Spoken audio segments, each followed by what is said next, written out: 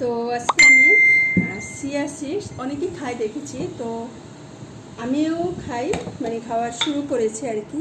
তো ওই দিন একটা ভিডিওতে দেখলাম একজন ডাক্তার বলছিল যে এটা মানে খাওয়া ভালো, তবে অবশ্যই মানে মানে ভরা পেটে আর কি, সেটা বলছিল। কারণ এটা নাকি অনেক বেশি ফাইবার থাকে, যে খালি পেটে যদি আমরা খাই তো মাথা ঘোরায় বা একটু বমি বমি ভাব আসতে পারে। তো উনি ওই জন্য বলছেন সাপ্লিমেন্টাল হিসেবে আপনারা খাইতে পারেন।